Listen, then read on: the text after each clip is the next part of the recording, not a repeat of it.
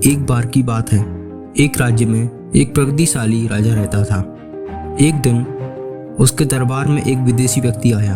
उसने राजा को एक सुंदर सा पत्थर उपहार में दिया। राजा पत्थर को देख बहुत खुश हुआ।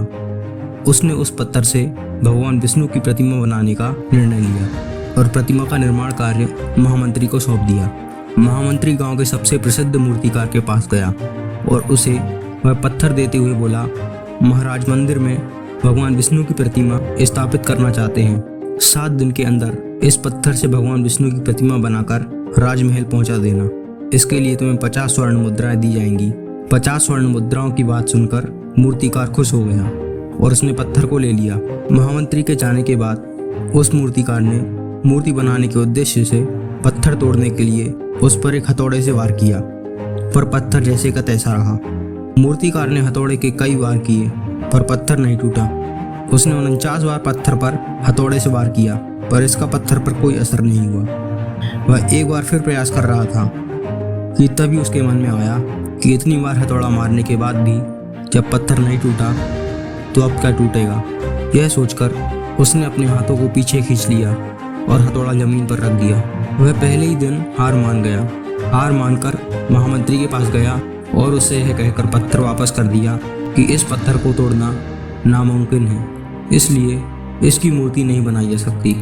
महामंत्री को राजा के आदेश का किसी भी हालत में पालन करना था।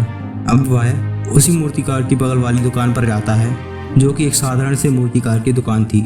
महामंत्री उसे पत्थर देकर कहता है कि तुम्हें इस पत्थर से भगवान विष्णु की मूर्ति बनानी है। इसके लिए तुम्हें 50 स्वर्ण मुद्राएं दी जाएंगी। मूर्तिकार खुश हो गया और मूर्ति बनाने के लिए औजार निकालने लगा। महामंत्री को उस मूर्तिकार से बात करते हुए प्रसिद्ध मूर्तिकार देख रहा था।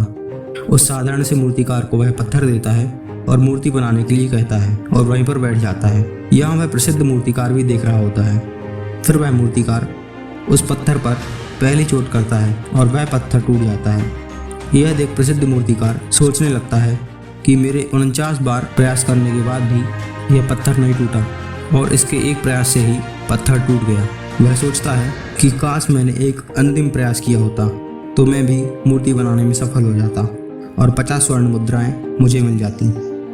दोस्तों, हम भी अपने जीवन में कभी न कभी ऐसी ही परिस्थितियों में पड़ जाते हैं। जब कई बार प्रयास करने के बाद भी कार्य सफल नहीं होता तो हमारा आत्मविश्वास डगमगा जाता है और हम प्रयास किए बिना ही हार मान जाते हैं। यदि जीवन में सफलता पानी है तो बार बार असफल होने पर भी तब तक प्रयास करो जब तक सफलता नहीं मिल जाती। क्या पता जिस प्रयास करने के पूर्व हम हाथ खींच लें वही हमारा अंतिम प्रयास हो और उसमें हमें कामयाबी प्राप्त हो जाए। आशा है यह कहानी आपके दिल को छू गई होगी और आप इस वीडियो को लाइक करेंगे। धन्यवाद।